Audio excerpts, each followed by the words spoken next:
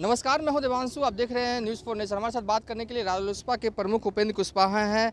Sir, Bihar में चुनाव होने हैं लेकिन अभी तक महागठबंधन में सीटों का बंटवारा नहीं हुआ है। लास्ट टाइम जो देरी हुई थी उसका खामियाजा महागठबंधन को उठाना पड़ा है। आपको नहीं लगता है कि इस वक्त भी देरी हो रही है? देखिए,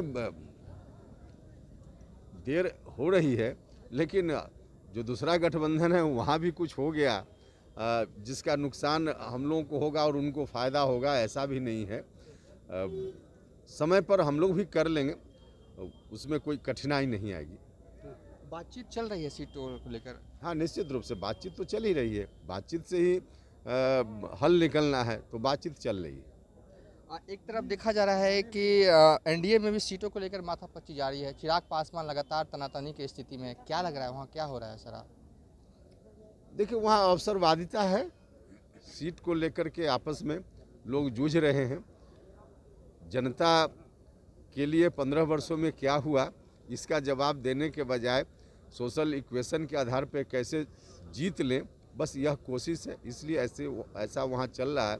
लेकिन कुछ भी उनके यहाँ सहज स्थिति भी हो जाए, फिर भी फ़र्क कुछ नहीं पड़ना है।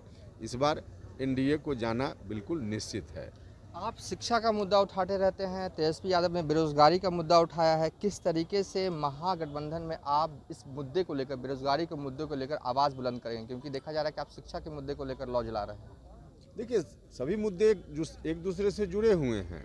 शिक्षा और रोजगार के मुद्दा को आप अलग अलग करके नहीं देख सकते हैं।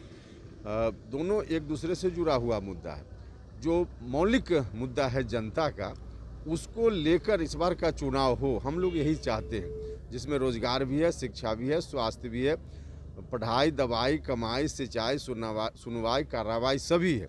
तो जनता के जो मुद्दे हैं, उन मुद्दों पर इस बार का चुनाव होना चाहिए। हम लोगों की कोशिश यह है। आपने और तेजस्वी यादव ने एक कोशिश की है कि चुनाव में का जो मुद्दा है वो बदले। जात पात से उठकर शिक्षा की बात हो, एजुकेशन की बात हो, चाहे वो रोज़गार की बात हो।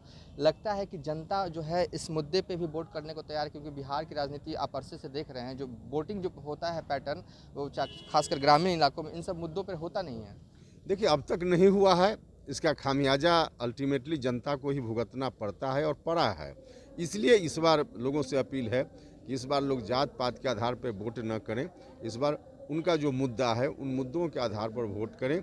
इन मुद्दों के आधार पर वोटिंग होगा तो जनता का फायदा होगा। बीजेपी के धाकड़ प्रवक्ता आज पटना में आते हैं और गिनाते हैं कि बीजेपी की सरकार ने, यानी कि केंद्र सरकार ने कितना पैसा बिहार को दिया तरक्की के लिए। क्या कहेंगे, क्या बिहार तरक्की कर रहा है?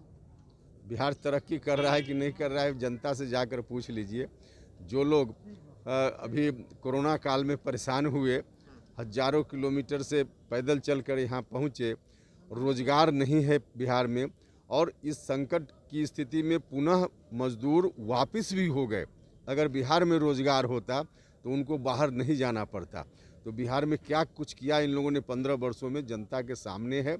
शिक्षा की दुर्गति है, गरीब बच्चों के लिए पढ़ाई लिखाई नाम की कोई चीज़ नहीं है।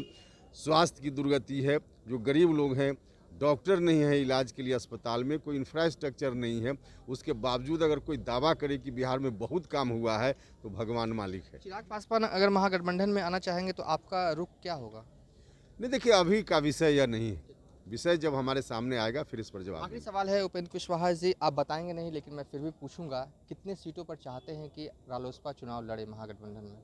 नहीं, देखिए, सीट कितनी सीटों पर कौन पार्टी लड़ना चाहती है, यह मीडिया का विषय नहीं है। ये तो हम लोगों के आपस का विषय है। वहाँ बैठकर तय करेंगे, जो फाइनल होगा हम आपको शेयर करेंगे। ये थे रालोसपा के प्रमुख उपेंद्र कुशवाहा, जिन्होंने हमसे बताया कि मीडिया में सीटें तय नहीं की जाती हैं, जब महागठबंधन में सीटें तय होंगी तो आपसे साझा कर दिया गया। साथ ही उन्होंने बताया कि नीतीश सरकार को जब घेरते हुए उन्होंने कहा कि बिहार में शिक्षा पूरी तरीके से बदहाल है। फिलहाल अभी तक के लिए इतना ही। आप देखते रहिए न्यूज़ फॉर नेशन।